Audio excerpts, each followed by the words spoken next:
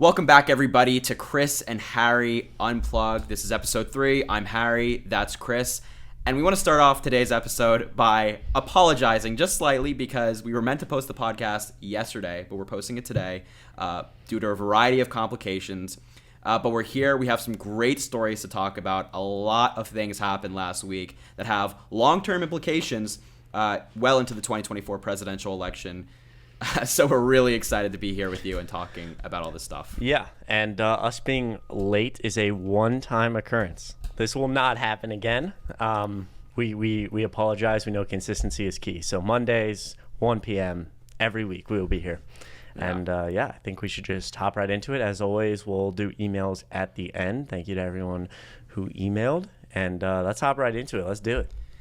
Let's do it. So, Chris, I know you and I have been watching the Hunter Biden saga unfold. You know, House Republicans and even Donald Trump have been claiming that Hunter Biden, Joe Biden are involved in this massive conspiracy in which they took bribes and all this other crazy crap, right? None of it's been proven. They have no evidence for any of it. But they persist, and, you know, especially recently, House Republicans like James Comer have been investigating Hunter Biden and Joe Biden, and they've been claiming that they have these whistleblowers, people with exclusive information on the crimes of Hunter Biden and all this stuff. And, you know, everybody's like, okay, well, interesting. So, you know, obviously if there's a crime, we want to know about it. So who are these whistleblowers? What do they have?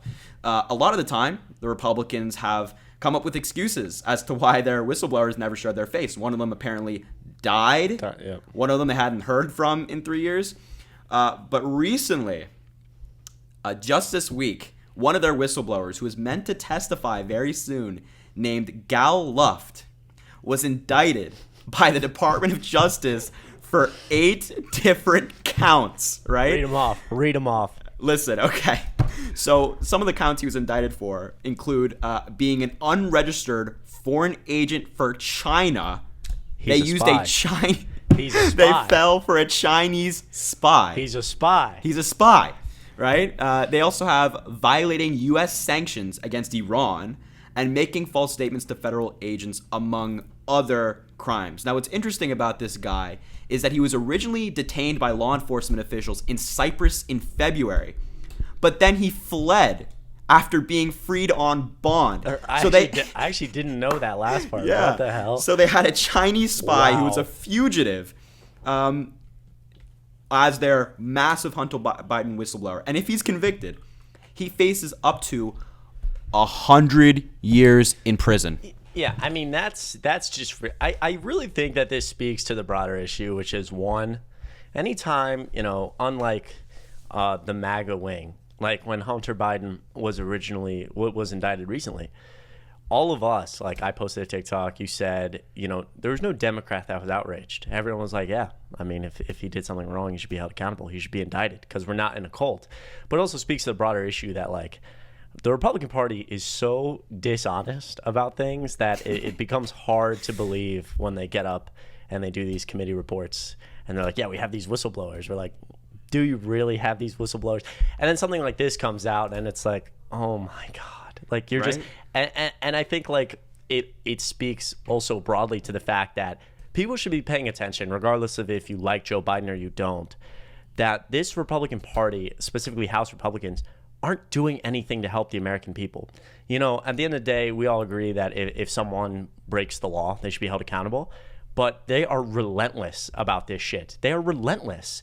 And it always crosses my mind, like, okay, what, like, they're obsessed with, you know, searching, getting information on Hunter Biden, trying to impeach Joe Biden, trying to look into the quote-unquote Biden crime family. There's no evidence. Your whistleblowers are getting indicted for being spies.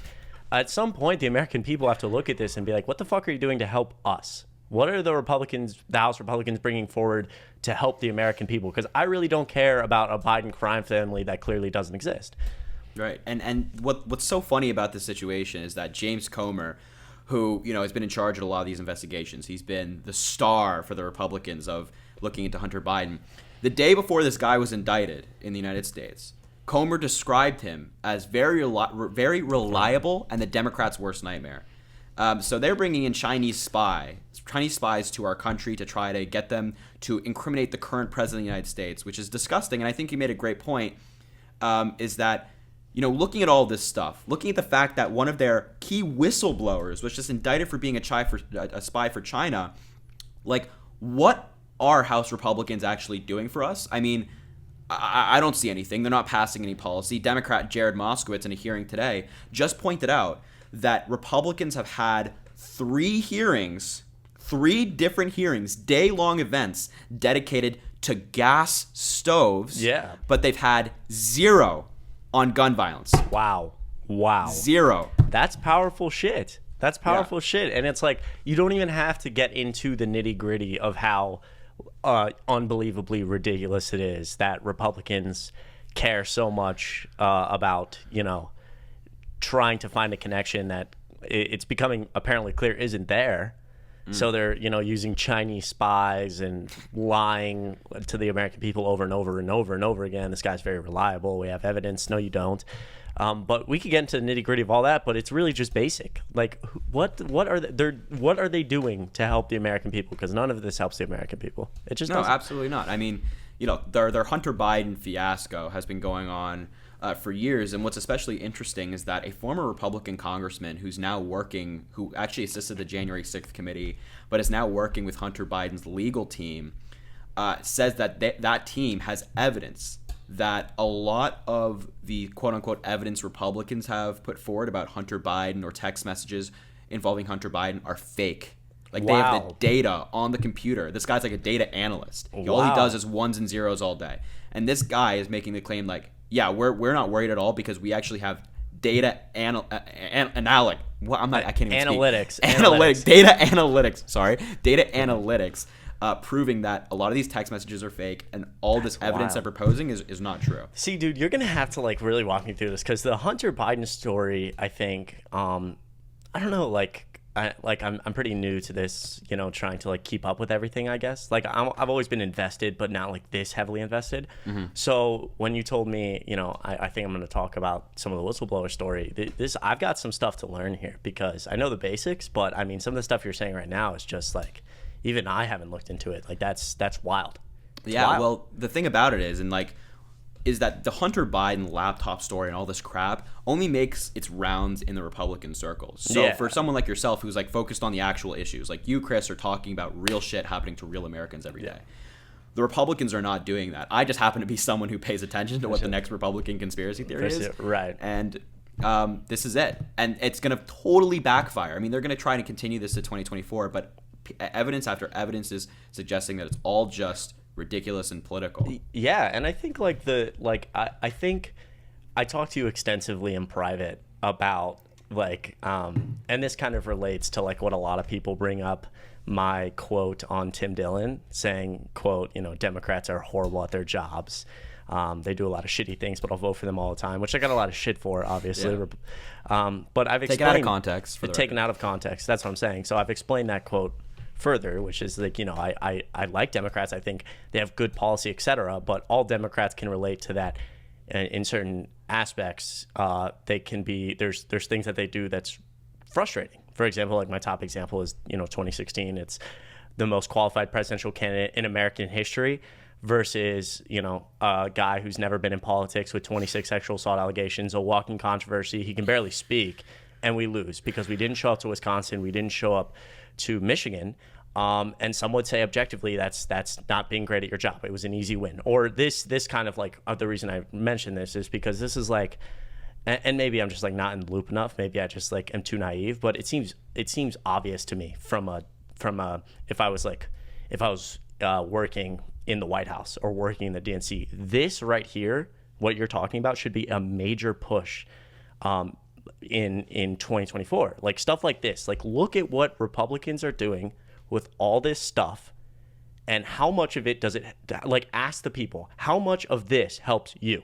How much? Because we're sitting on, there's no evidence for the Hunter Biden laptop stuff. We're going on and on and on. How much of all this is helping you? Just say that over and over and over again, and I'm telling you, it will resonate with the American people.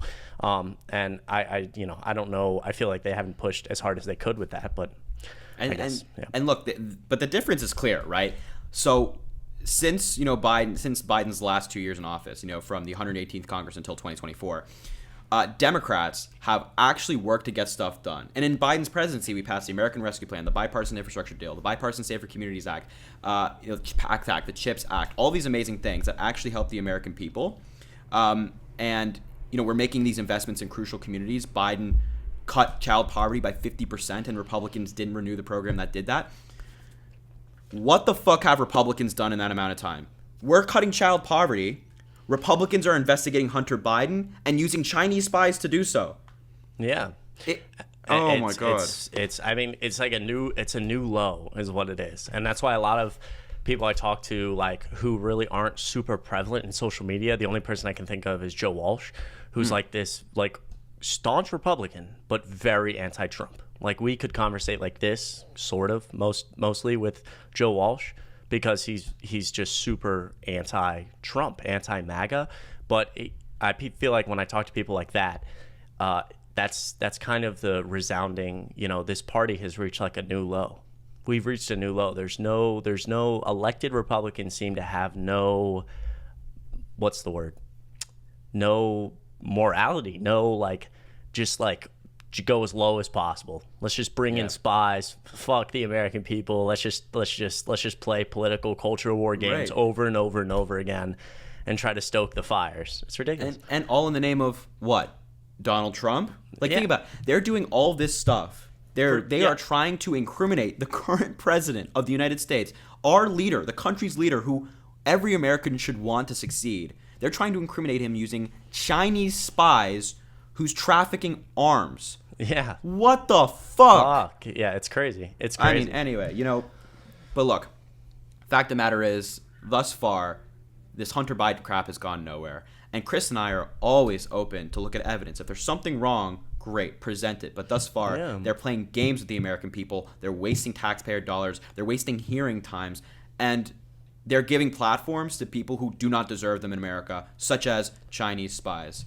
Yeah, exactly. And I think exactly. And I think that's the disconnect in America that MAGA does not understand. Like, when a lot of this comes up, or, when he got indicted on, his, I think it has something to do with a tax charge and then something else or whatever it was. Yeah. I got, hordes of comments or DMs like, haha, Hunter got indicted, there you go. And I was like, okay. And they expected me to fight back and cry and protest his innocence on TikTok. I sit down my camera and I was like, good. If the evidence is there, indict him. I don't know what, and that's the disconnect. They think we're playing teams. They think it's a team game. They're all in on Trump. And I'm like, no, dude, this is just show me the evidence. If the evidence is there, okay, let's get it rolling. We want accountability here. Yeah, let's do it. And we were both pretty public about that, kind of being and we've maintained this the entire time. I don't care who you are, right? If you've broken the law, you should be held accountable. And that's, I think, especially for me, and I know for you as well, furthering our desire for Trump to be held accountable. But that also extends to people like Hunter Biden. Yeah. But it's just a sham. It makes a total sham of the justice system when, Republicans are doing what they're doing. Exactly. And it's embarrassing. And it has, one of the things I'm most passionate about is that it has stuff like this has long-term, incredibly damaging effects to our justice system, our, I say all the time, pillars of democracy. A lot of Republicans listening will say we're not a democracy. I'm not even gonna, I'm not even gonna entertain such a simple topic. But this stuff like this, such disgusting, low-level shit, what you're the whistleblower story you brought is just it does so much damage to a system that is just no longer. Republicans are making a joke out of it. Right. It's not a joke. And what I want to see next is Hunter Biden breaking out the lawsuits. He's being held accountable for the things that they have evidence of, and that's great. But I want to see him break out lawsuits against Fox News, Donald Trump, and they're starting it. They sent a cease and desist letter to Donald Trump. But I want to see him hold these people accountable for the disgusting lies they've told about him. And look, I'm not a Hunter Biden stan, right? I'm not saying that Hunter Biden is the best person on earth. He's certainly done some questionable things that I don't agree with.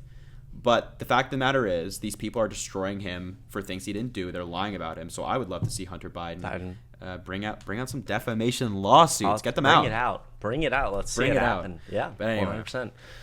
Is there anything else you want to touch on? I know I kind of shifted the topic like toward things that relate, but if there's any other news in the whistleblower story you wanted to touch on.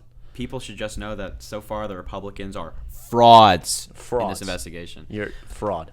Yeah. Fraud. F-R-A-U-D, fraud. But you know what? You know what's nice though? You know what's nice about 2024 is that the conspiracy theorists are slowly revealing themselves, and they're getting destroyed, and they will soon be removed from the Democratic field. Yes, this is true, and that perfect. Yeah, exactly, and that pretty much relates into my story, which is RFK. We hammer into him a lot. A lot of people. I feel like one of the things people like us talking about the most is RFK, being Democrats, and I think I've slammed. And you've slammed RFK for being crazy conspiracy theorist, no evidence of all the, vaccines cause autism and COVID-19 and such. I was actually having this conversation the other day. He got up on a stage and he said, why have the rates of autism in young kids gone from, and I don't know what the exact numbers are, I'm just like giving you the broad example. He said, they went from, the rates of autism in kids went from 1 in every 500 kids to 1 in every 100 kids to 1 in every 50 kids, and now we're at 1 in every 10 kids. And he said that rise has a correlation with the rise in vaccines. And it's shit like that you're right, it actually does have a correlation with the rise in vaccines, but there's no causation, as anyone in any healthcare professional will tell you that as time has gone on since the 1950s to now, we are much better equipped to diagnose autism, both in adults and in kids, in women and in men, and so the rates at autism hasn't risen. We've just learned how to diagnose it better to get people help, as this mental health field is ever emerging and very new over the last 10 years. So that's just an example of RFK being disingenuous as hell. But that brings me into a clip I wanted to show you. RFK was at a dinner or a fundraising event, and he was talking about the COVID-19 vaccine. And I really just don't have words for this. It's absolutely unbelievable. I'm just going to throw up the clip. Take a listen. In fact, COVID-19, there's an argument that it is ethnically targeted. COVID-19 attacks certain races disproportionately. The races that are most immune to COVID-19 are because of the structure of the genetic structure of genetic differentials among different races of the receptors of the ACE2 receptor. COVID-19 is targeted to attack Caucasians and black people. The people who are most immune are Ashkenazi Jews and Chinese.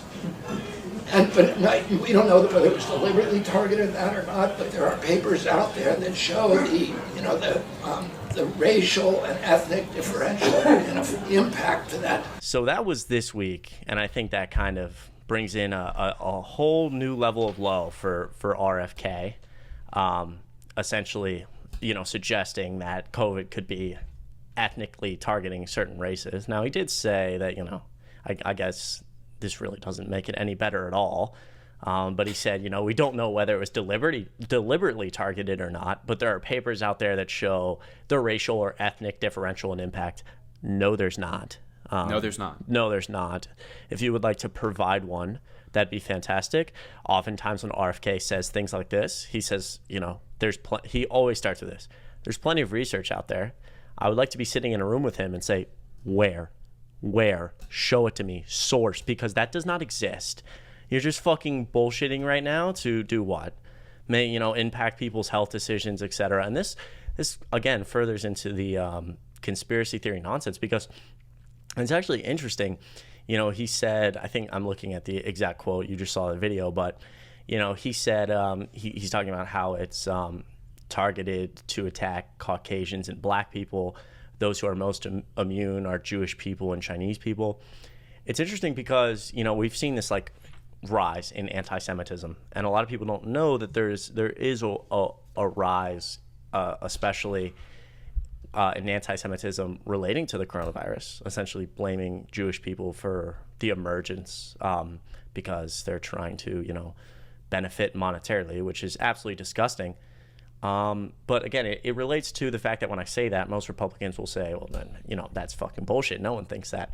I have a study up right here. A 2020 Oxford study found that 1 in 5 British people believed Jewish people created the coronavirus pandemic for financial gain.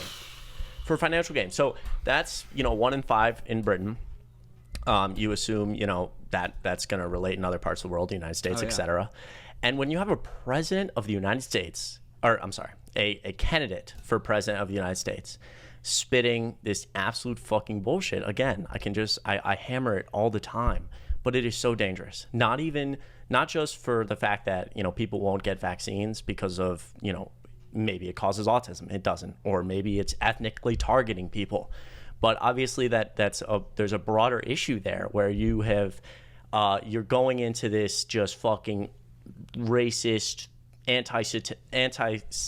anti-Semitic narrative that just causes people to kind of get into this MAGA wing of everyone's after me and they're trying to erase the right white race and all this dumb shit. Listen, Harry and I are 2 straight white men. I can tell you right now, we're the most privileged people in society and no one's trying to erase us. So just stop. Yeah, we're not fucking oppressed. Just stop. You know? But yeah, dude, it's absolutely disgusting. And I just can't believe, you know, the polling is really showing, and we'll see what it says next week. But I think the polling is starting to show that this guy's falling apart. And as he continues to say shit like this and it catches rounds, he will continue to fall apart. If you're watching right now, I'd suggest, you know, I feel like a lot of people, you know, these small in the polls, I don't know, 8-9% of people, whatever it is, like RFK. I think a lot of those people don't see videos like this. They don't know about this. It's kind of the same thing with Marianne Williamson. They say, oh, well, he's maybe progressive. He's maybe more anti-establishment. Maybe he, you know, he has these like really, Marianne Williamson as well has these really progressive ideas. You can't dislike them. You must be, you know, simping for the quote unquote deep state or for Biden or for the establishment, when in reality you just haven't seen the fact that, you know, RFK is fucking spitting nonsense like this all the time. Marianne Williamson is abusing her staff. So if you know people who are advocating for RFK or Marianne Williamson, that's fine. You can talk to them about it. If they truly believe in their heart of hearts, this is the best course for America. I told someone on a Twitter space recently, really nice guy. He really likes RFK, and he likes him for very specific reasons. I had a long conversation with him, but I said, listen, every voice matters. If you really think that RFK is the best candidate, I think you should speak your mind, absolutely. But if regardless of that, like I'm saying, if you do hear people talking about RFK or Marianne Williamson, just make sure they have the full context that, you know, RFK is a conspiracy theorist. Yeah, and look, I think you know, the public is really starting to put it together on RFK, and it's starting to make a little bit more sense for everybody. Because when RFK initially entered the race, we knew he was a lunatic, but he hadn't been given the platform to really be as crazy as he truly is. So people, you know, your average Democrat might hear the name Kennedy. I mean, I've talked about this before. The name recognition is huge in politics. So when Kennedy, you know, RFK Jr. first entered the race, there might have been people who are more susceptible to it. Right. Then you start to hear some of the things he said in the past, and a lot of things get dug up, and you're like, well, that's crazy.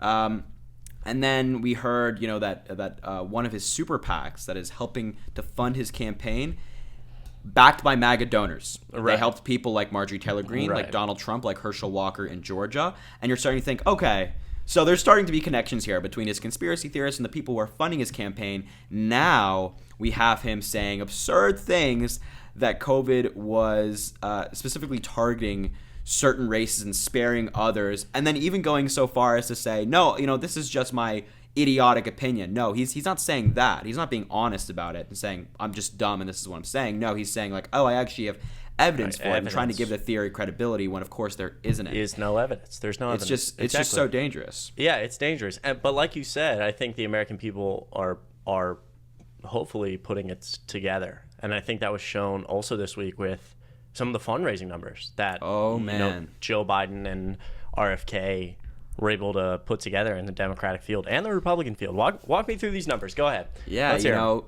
RFK, Marianne Williamson had some very poor fundraising quarters, along with many Republicans, including Mike Pence and arguably Ron DeSantis. But you know who didn't have a poor fundraising quarter? President Joe Biden. Big This Joey B. guy raised $72 million in Q2 of 2023. And that's a lot of money. That includes 400,000 people who donated. The average donation was $39. Wow. And this is the big statistic for me. 30% of the people who donated came from new donors. They never gave money to President Biden in 2020. I actually didn't know that. 30%. Holy shit. And on top of this, to make it the cherry on top, 97% were small dollar donations. These aren't super PACs. These aren't people who are bankrolling Biden's campaign. These are real Americans giving their hard-earned money to make sure that we get Biden back into office to beat these crazy Republicans.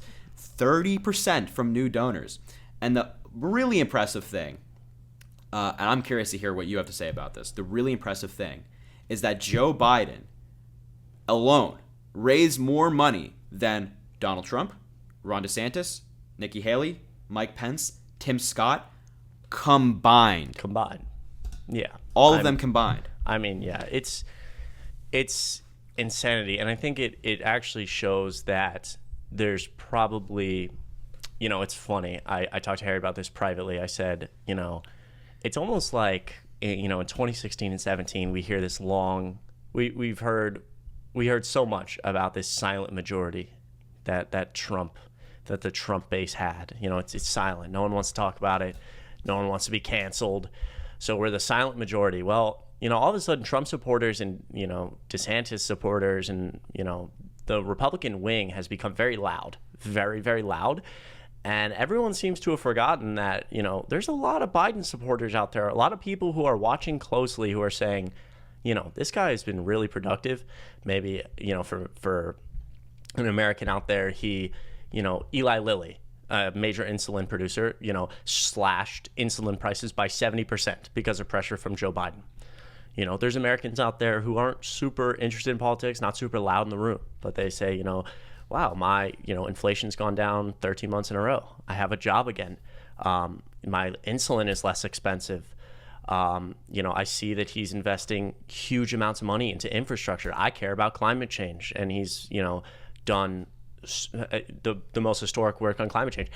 And so this all comes to the point that, again, we're the cult right now, the quote unquote cult, if walking around with Trump hats and flags are very loud, but there's not a lot of, there's really no one walking around with Biden hats and Biden, shirts screaming and yelling.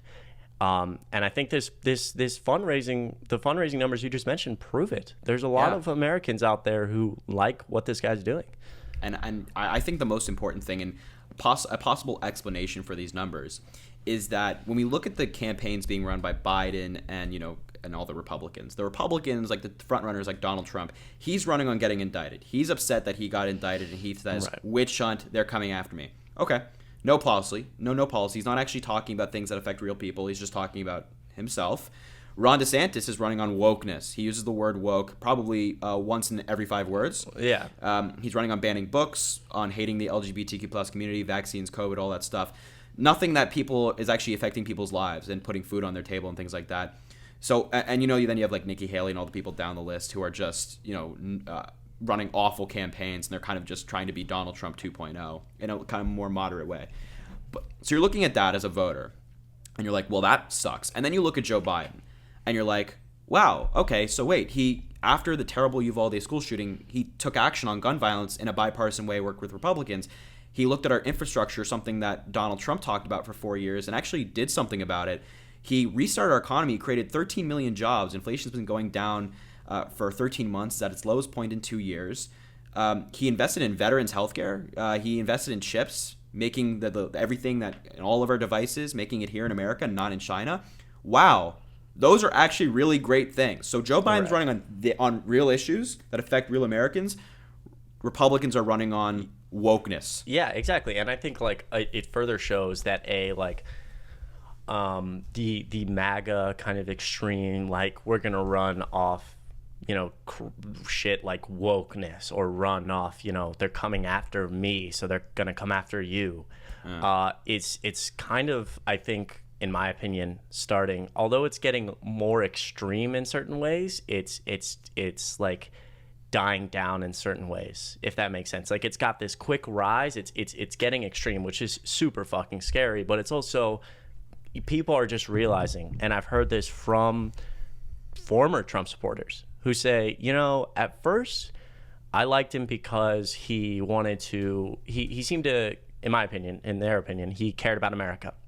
I say, okay, I could debate with you for hours on why that's wrong, but okay.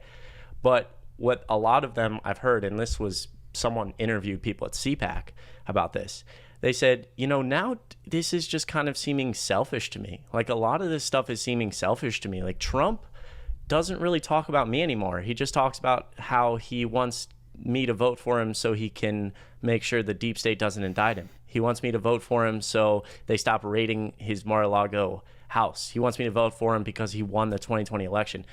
And the key there is, he wants me to vote for him because of him, not because of me, because of him. And people are starting to see through this like selfish fucking bullshit. And it's kind of similar with like Ron DeSantis, and it relates to like just not helping Americans. You can scream woke, woke, woke, woke, woke. You're trying to buzzword the shit out of people, get, MAGA riled up with, the buzzwords and the woke and the, fear mongering of they're coming after me. But people are starting to see how just selfish this is. Ron DeSantis wants to win the presidency for himself. Donald Trump wants to win the presidency so he can pardon himself and create the biggest constitutional crisis in American history because he's narcissistic, So I think people are seeing through that, and they're seeing that Biden is calm, cool, collected, productive. And like you said about, the jobs numbers, 13 million jobs in 2.5 years. That's more than any president in 4 years. People say, well, those are just jobs coming back. I say, well, the American Rescue Plan was not a single Republican voted for that bill. And it had, I don't know the exact number of the American Rescue Plan, but it invested billions of dollars to get people back to work, to make sure that there wasn't more layoffs from the public sector, the education sector. It helped landlords and people owning apartments with rent.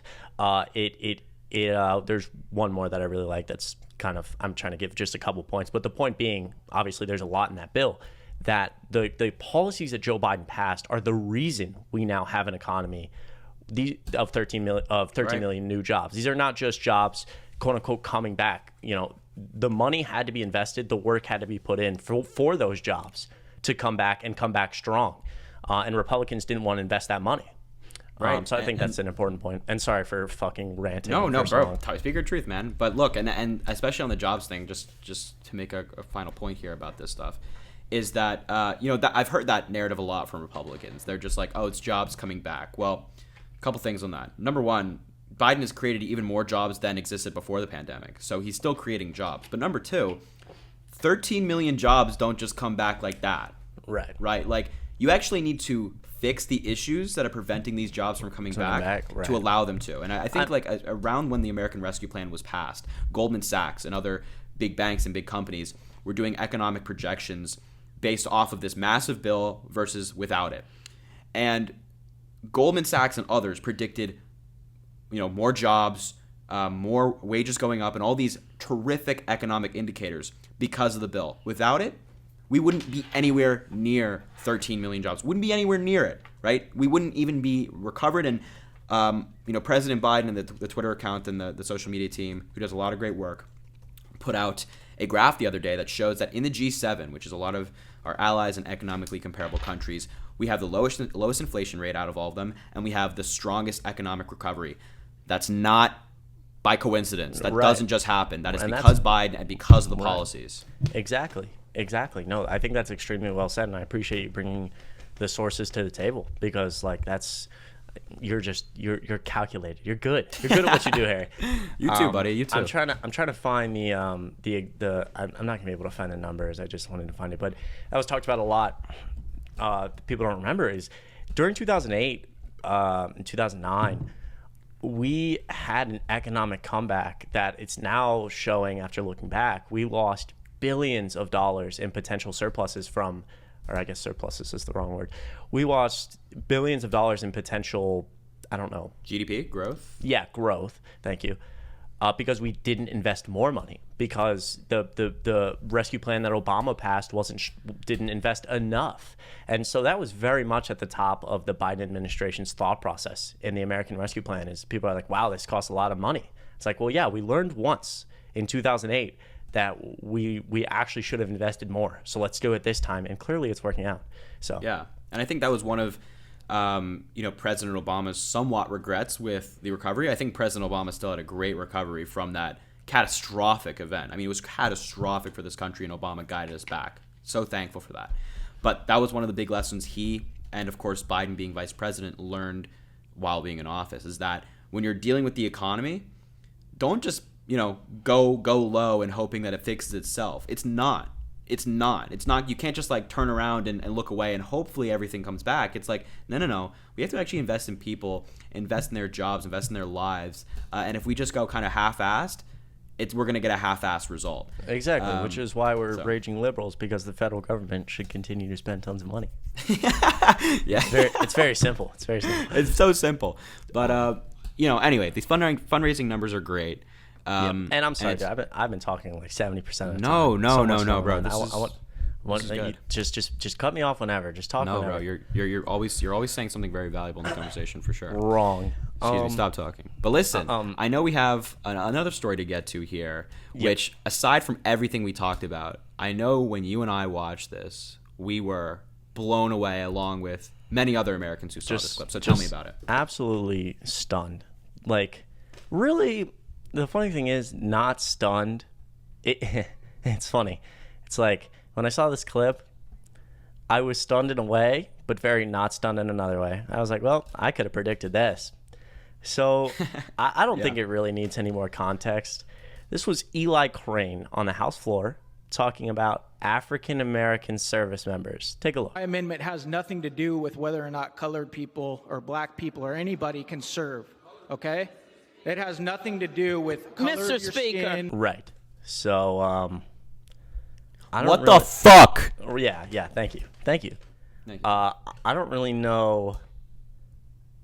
It's just like silence, dude. What the fuck? What? Like, genuinely, what? So listen. The Republican Party, or at least certain aspects of it, and again, I'm not demonizing all Republicans. I'm talking more about elected officials here.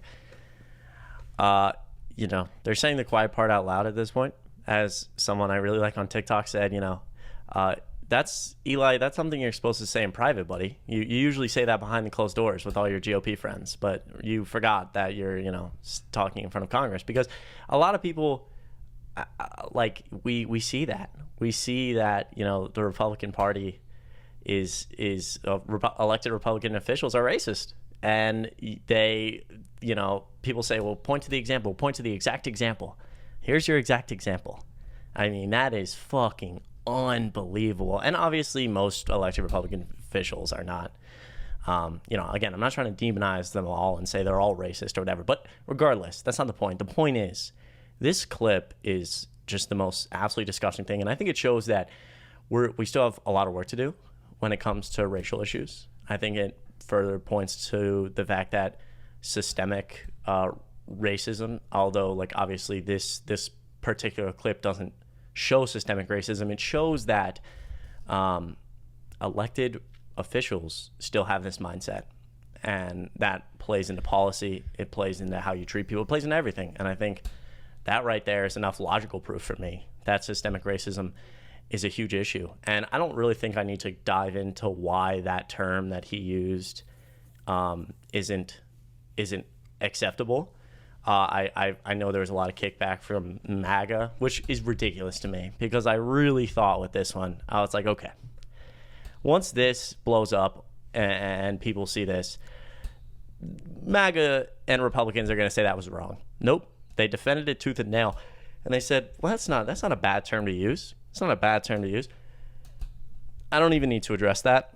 Okay. I would challenge you to go on Google and search it. I bet if you read one article, you can pass 6th grade history in 5 minutes.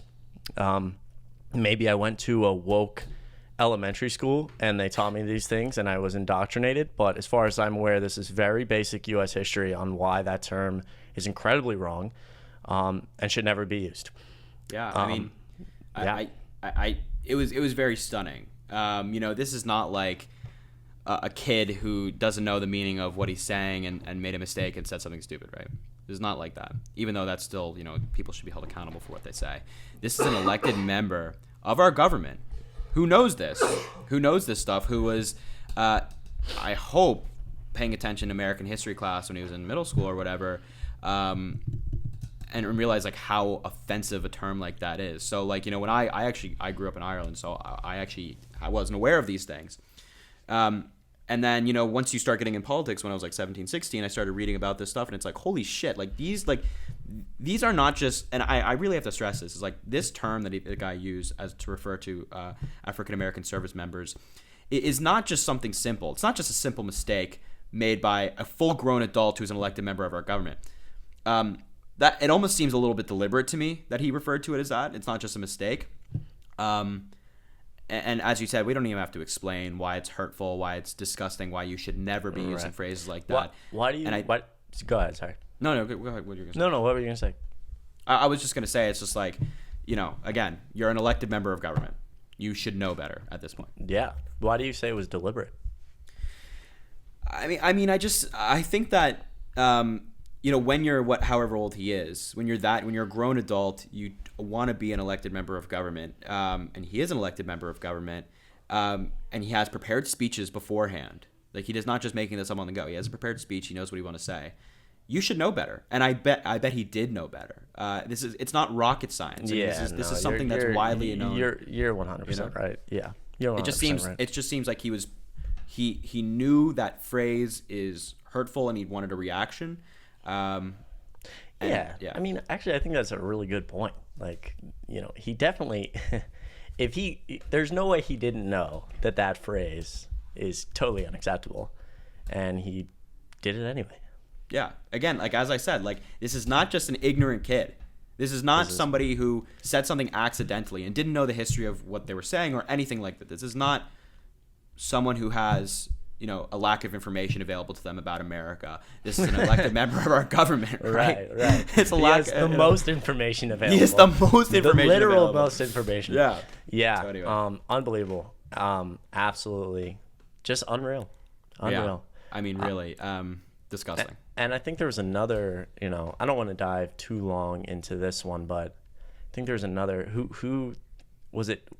Who was the other Republican official this Senator week? Tommy Tuberville. That's what it is. Tuberville? Yeah. What did he say? He said. This was on what, Fox or something? This was on CNN and in an interview with Caitlin Collins. Okay. He said that white nationalists are just Americans with different opinions. Right.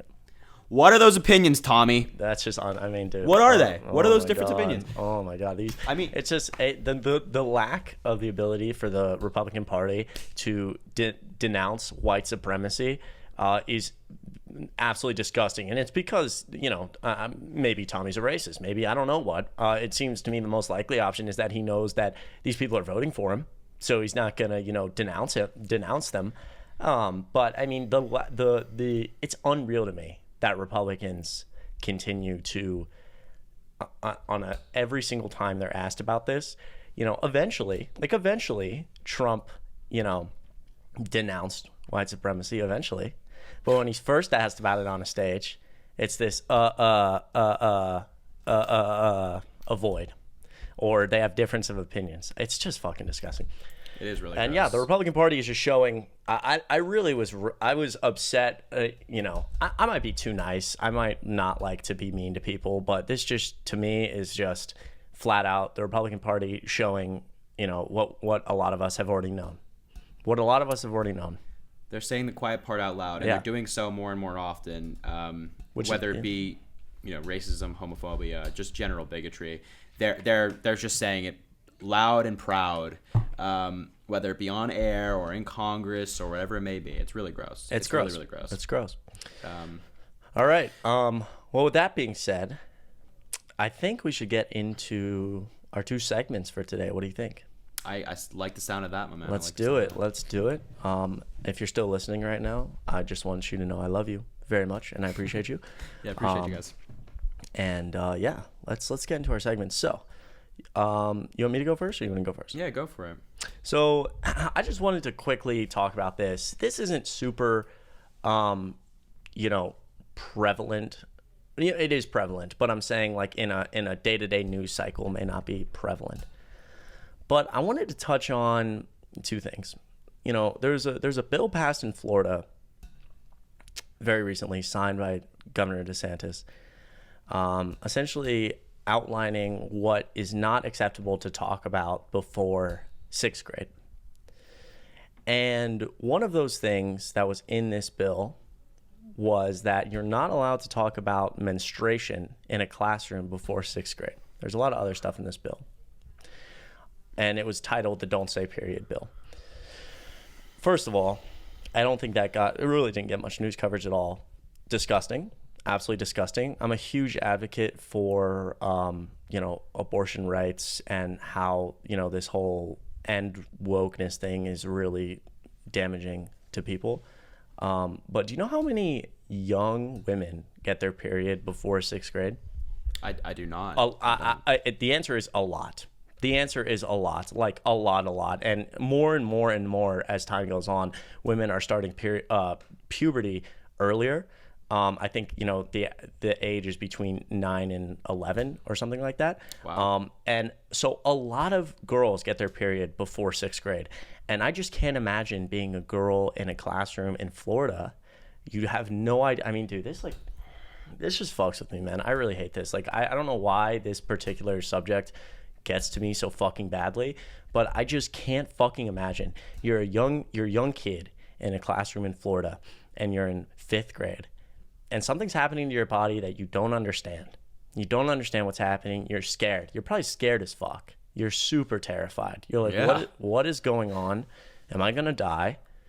You can't talk about it. Maybe you go up to the teacher, and teachers right now, whether, maybe you're a Ron DeSantis supporter, so you're like, I'm not going to talk about that. Or maybe you're terrified to lose your job because, they're coming after these teachers left and right, every parent. There's practically cameras in the classroom.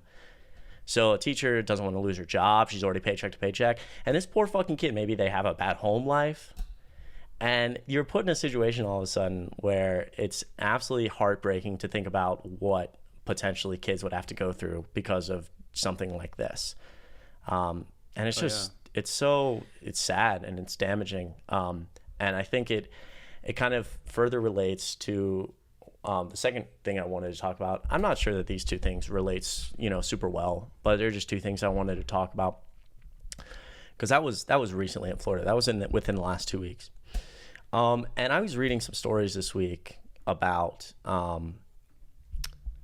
excuse me, sorry, I'm actually sick. I'm sick today. Sick. He's powering through it for you guys today. I'm powering through. Champ. You got I don't know what it is. I'm going to the doctor. Like, I've had a cough for like 2 weeks. It's gotta gotta get checked out. Gotta end. Oh man, do I not have the right article pulled up? There's a New York Times op-ed that I really want people to read if they haven't. It was written in 2019. Or I'm sorry. It was written in let me see when it was written. I'm sorry, Harry. I'm sorry. Oh no, don't worry. I mean, I don't know. I'm just kind of listening here. I'm just thinking, like, while you find this, I'm just thinking about like all the, I think that like puberty for young folks is something really scary, especially for women. And I just can't. I feel really sympathetic towards the little girls who like may not even have a mother figure in their lives. Maybe they lost their mother, and then they like that's somebody I think they typically go to. I'm not a woman. I don't know. Yeah. I don't know. It's just difficult. No, anyway, exactly. Let's exactly. You think about all the potentials for situations where a young person going through puberty doesn't, essentially get screwed, and it's just like. It's a tough point in young people's lives. It's just so fun. Like, I just can't reiterate enough. I don't know. Again, I don't know why it like really hits me in a different way. But just to think about a young kid who just gets put in a position where they essentially just have to sit and figure out on their own what's going on with their body is fucking heartbreaking. But and look, shout out to the teachers in Florida if we have any. You guys, yo, seriously, man, shout out, and shout out to all teachers because shout out to all teachers as well. Yeah, you guys are going through a lot right now. But yeah, and then the last point I want to make, essentially, you guys should go read this op-ed by the New York Times. My father sent this to me. Shout out to my father. This was written November 5th of 2022. It's titled, "I Write About Post-Roe America Every Day. It's Worse Than You Think." And I'm also a huge advocate for abortion rights. And some of these stories in here that I think didn't get a lot of press coverage about what is going on with women who are being denied the rights to abortion, shattering, absolutely heart shattering. And I think shows like it's not just, we can have this argument about whether it's quote unquote, killing a human life. But people aren't talking enough about that there's so many situations where it's not just, a 25-year-old who didn't use a condom and wants to get an abortion and we're arguing about it. This is like women's lives are being affected by this. Our maternal death rate, especially for women of color, is very high in the United States compared to other parts of the world, and this just makes it worse. We have, here's a couple of stories from the New York Times op-ed. In August, a woman in Texas, this was 2022, in August, a woman in Texas who was denied an abortion for an unviable pregnancy ended up in the intensive care unit with sepsis. Another Texas woman was pregnant and failing in health. She was told she couldn't come back unless she had a condition as severe as liver failure or stroke. A woman in Wisconsin was left bleeding for more than 10 days after an incomplete miscarriage. Just days after the Supreme Court's decision, a doctor in Texas was told not to treat an ectopic pregnancy until it ruptured. And then there's just other stuff. Nancy Davis, a mother of 3 in Louisiana, was denied an abortion even though her fetus was missing part of its head. Oh my God, bro. This is insane. Chelsea, who's a woman in Arkansas, was 19 weeks pregnant. She found out her daughter wouldn't survive. She was refused treatment. She had to travel 400 miles to get an abortion. And she told a local reporter, quote, "I should be able to say goodbye to her where I want to," unquote. Holy shit. And those are, and I won't go any further with this because I know we're getting long here, but just remember, those are just the adults. There's been multiple stories of children being raped as young as 10 and not being allowed to get an abortion. More than a dozen children age 14 or younger had abortions last year. I know Republicans say, and that would be 2021. Republicans say, well, that doesn't have, like they say that when Democrats bring up stories like this, that we're out of our minds or that isn't really happening with kids. It absolutely is. More than a dozen kids age 14 or younger had abortions last year. Yeah, and two 9-year-olds had abortions in the last few years, and now they're being denied. I mean, oh man, yeah, there was a story, especially after Roe, that I covered on TikTok, that was especially heartbreaking. And it was a 10-year-old girl, and I think you know about this, in Ohio, who was assaulted, and she got pregnant. And they didn't discover she was pregnant until I think like 6 weeks and a little bit after. I think it was between like 3 to 10 days after the 6-week period, which meant that in Ohio she couldn't get an abortion because they had a 6-week law. She had to go to Indiana, who had yet to implement a pro-life quote unquote bill. Guys, she's fucking 10. She was assaulted. Think about it. Man, this gets me so mad. You want this 10-year-old to give birth after being assaulted? You think that 10-year-old's old enough to become a mother? After going through one of the most tragic things, excuse me. Sorry, again, sick. After going through one of the most tragic things any human being can go through and being assaulted. 10, dude. At 10. 10 years old. 10 years old. The Republicans are like, let's make this little girl become a mother at 10. I mean, anyway, I know you mentioned we're going. No, I'm sorry.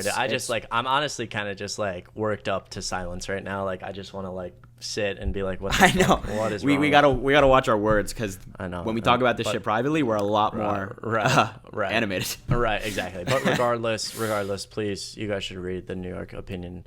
Yeah. The New York Opinion article. It's titled "I Write About Post-Roe America Every Day." It'll break your heart and truly Abortion is a right. It is a right, and we will get that right back soon. That's right. So let's go to your segment. Anyway, to not even close to a more positive note. Great. My segment. Yeah, right.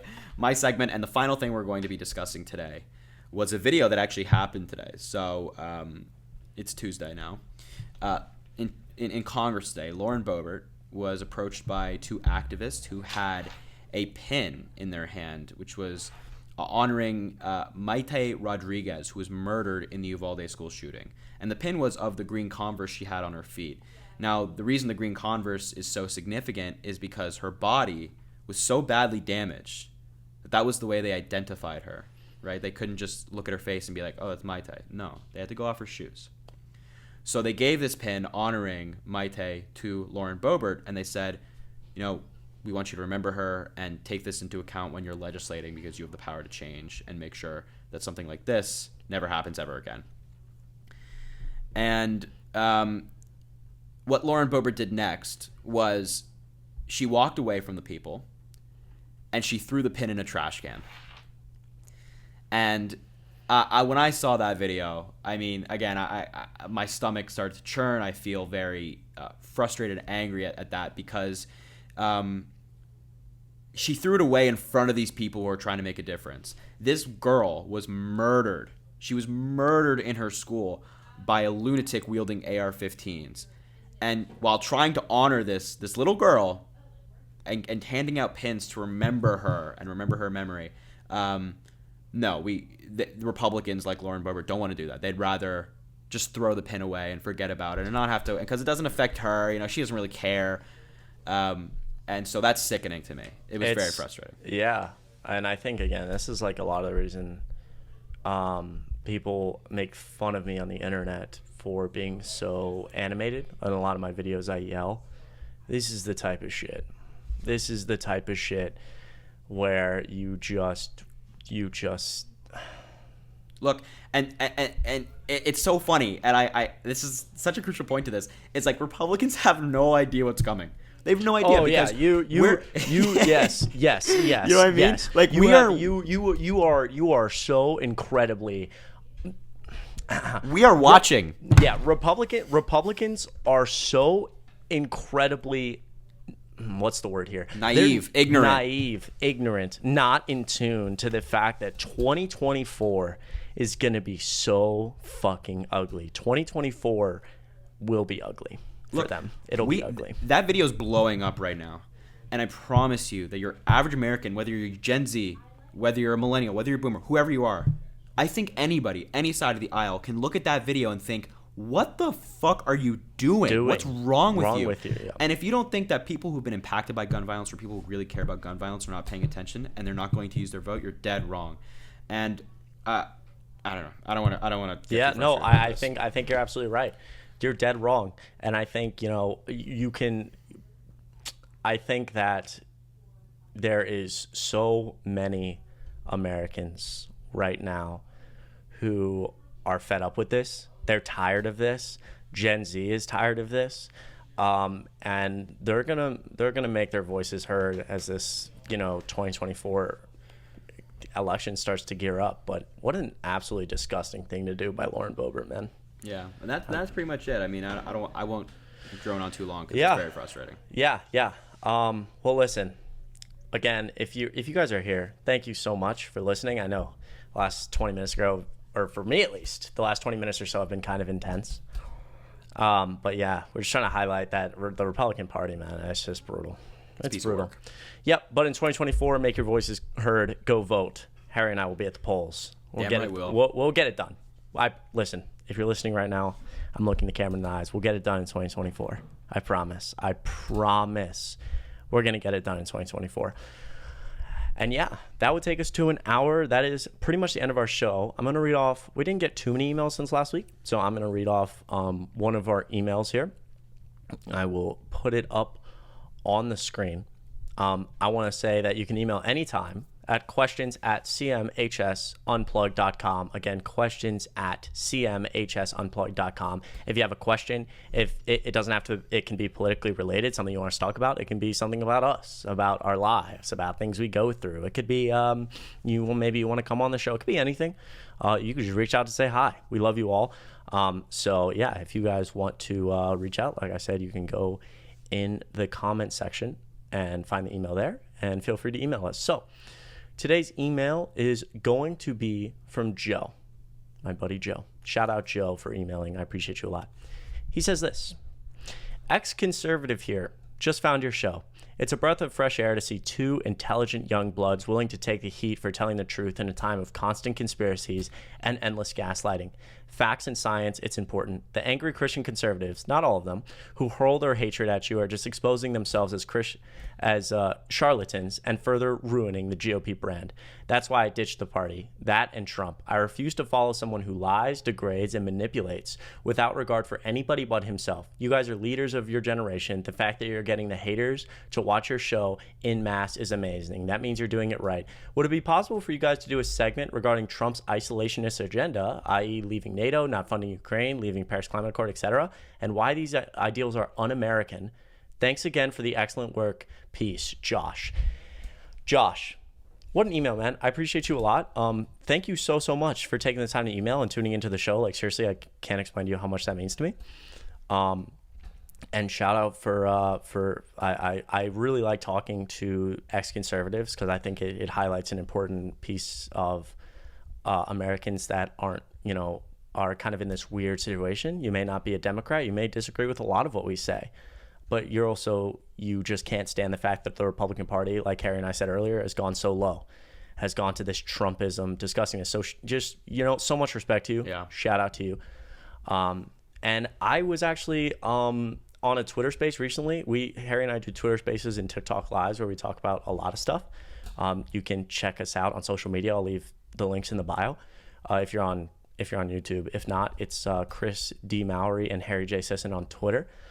But yeah, I think next week that will be one of my topics that I'll bring to the table because I think we haven't talked about that enough. I've been talking and doing lots of research on the Ukraine war and the I'm sorry, it's actually the war in Ukraine is how I should refer to it because Ukraine is not.